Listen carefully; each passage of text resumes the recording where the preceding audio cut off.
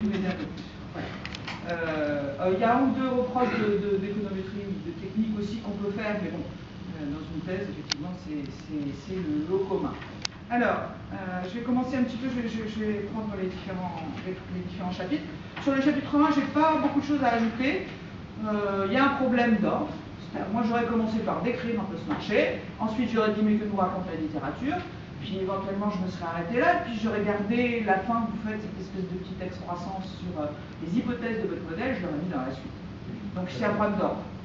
Alors, par contre, j'ai un ou deux points de désaccord ou donc je module ce que vous dites. Alors, je disais tout à l'heure qu'il me semble que vous avez une bonne connaissance des marchés.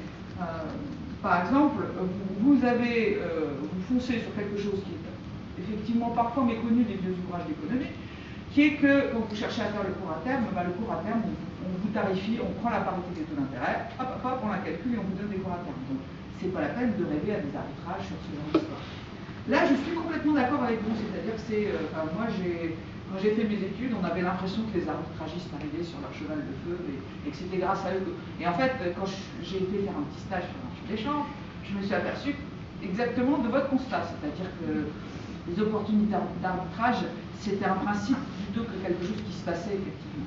Alors pour autant, je ne vais pas jusqu'à votre conclusion, parce qu'en fait, vous me dites, vous avez envie de nous dire ça se passe sur le marché au comptant, ils sont indépendants. En fait, on s'en fiche de tout ça, c'est-à-dire qu'en gros, la variable qui nous intéresse, c'est le taux de change au comptant, parce que c'est elle qui détermine, qui est une variable macro fondamentale. Ouais. Alors après, ce que vous raconte le fait qu'il y ait la parité des taux d'intérêt couverts, c'est que si vous faites de la spéculation sur le marché au comptant, sur le marché à terme, ça revient moins. Donc, moi je trouve que vous parlez trop de... Enfin, c'est beaucoup trop long sur ce thème-là, c'est-à-dire que, en gros, l'idée c'est que ce qui va, au total, c'est pas la peine de décrire les spéculateurs et l'endroit où ils vont, puisqu'au total, ça va se traduire par une fluctuation de change si leurs anticipations évoluent. Donc, il me semble que vous auriez pu aller plus vite à ça. Voilà. Sinon, j'avais... Alors, c'est une remarque qui porte sur plusieurs chapitres de la thèse, mais je vais la faire maintenant. Vous dites qu'il y a un paradoxe parce que, effectivement,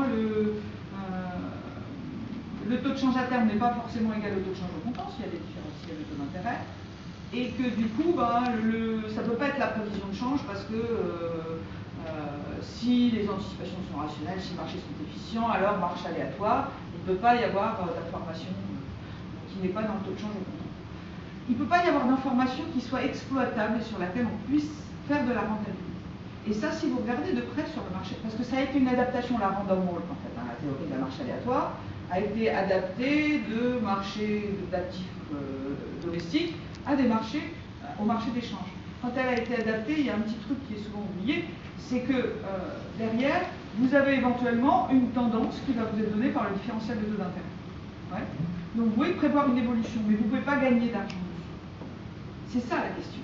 Donc le fait que le taux de change ne soit pas égal au taux de change au comptant, ça n'est pas le problème. La question c'est finalement, est-ce que autour de cette tendance qui est donnée par le différentiel de taux d'intérêt, est-ce que c'est complètement aléatoire? Et dans ces cas-là, vous avez toute l'information qui est là.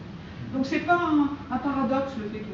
Il y a d'autres paradoxes dont vous parlez qui sont tout à fait corrects, mais ça n'est pas un paradoxe, c'est juste qu'on a un petit peu hâtivement tiré la marche aléatoire simple vers le marché d'échange en oubliant que sur le marché d'échange, vous avez un différentiel de taux d'intérêt. Et donc là, il faut revenir vraiment à la définition.